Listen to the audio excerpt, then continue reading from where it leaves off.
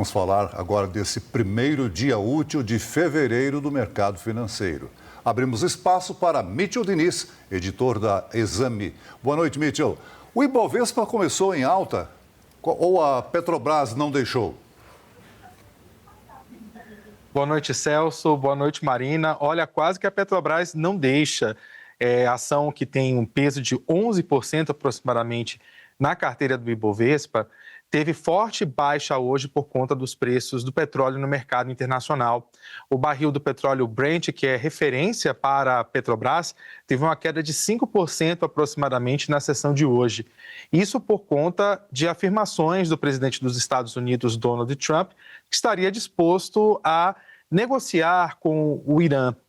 Lembrando que nas últimas semanas essa foi uma tensão geopolítica que escalou aí entre os dois países, inclusive com o governo dos Estados Unidos mandando navios e aviões para a região do Oriente Médio, fazendo com que os preços do petróleo naquela ocasião subissem por conta de uma expectativa de oferta mais restrita da matéria-prima.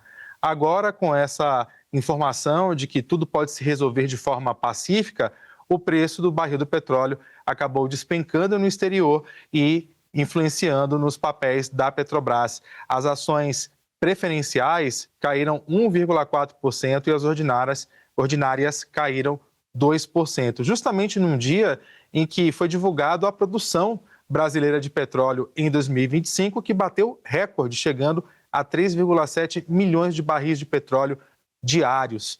E esse estoque acaba reforçando uma oferta global dessa matéria-prima que está sobrando no mercado atualmente porque a demanda acaba sendo menor que a oferta. Mas ainda assim, o Ibovespa teve fôlego para subir, fechou em alta de 0,79%, muito próximo dos 183 mil pontos, com apoio de Vale e de bancos. Esta semana teremos divulgação de resultados trimestrais de 3 deles, Santander, Bradesco e Itaú.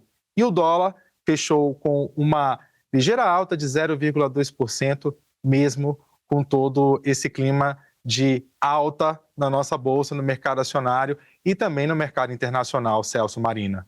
Mitchell, e como é que ficam os indicadores essa semana com a previsão de uma paralisação parcial, né? Com essa paralisação que já afeta parte do governo dos Estados Unidos? Marina, esse é um exemplo de como os protestos contra a ICE, a força policial, né, que está agindo contra imigrantes nos Estados Unidos, acaba resvalando no mercado financeiro. Isso porque os democratas acabaram barrando a votação de um orçamento importante para a segurança nacional, fazendo com que essa paralisação tivesse início no último final de semana. É uma paralisação que o governo americano insiste em dizer que é temporária, porém terminamos a segunda-feira ainda com órgãos do governo paralisados por conta de falta de verba.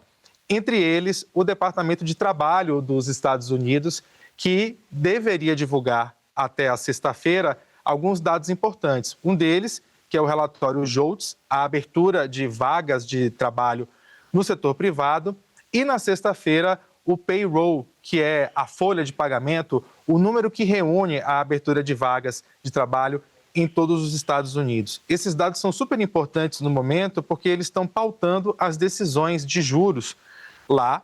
E lembramos que na semana passada o Fed resolveu manter a taxa de juros inalterada, muito porque percebe que também a economia está fragilizada por conta desse mercado de trabalho que aos poucos está desaquecendo em função da falta de mão de obra imigrantes, com todas essas políticas antimigratórias que o governo dos Estados Unidos está colocando em prática nesse momento. Isso cria uma escassez de mão de obra, faz com que os salários aumentem em função disso e isso acaba virando também uma pressão para a inflação, que nos Estados Unidos está longe da meta, assim como aqui no Brasil, e o Fed, então, decidiu manter a taxa de juros em vez de fazer mais um corte, depois de 3 cortes consecutivos por lá. Ainda assim, as bolsas nos Estados Unidos fecharam em alta hoje, inverteram uma tendência que a gente viu mais cedo, logo na abertura dos negócios, quando a gente entrou aqui na programação do SBT News, muito porque os investidores estão aí na expectativa de balanços de grandes empresas de tecnologia, como Amazon e Meta, que vão divulgar, e Alphabet, perdão, que vão divulgar seus números nesta semana. Esses números, pelo menos, estão garantidos para sair, porque vêm do setor privado. Mas os números do mercado de trabalho dos Estados Unidos e outros indicadores públicos, Marina Celso, estão comprometidos por conta desse shutdown.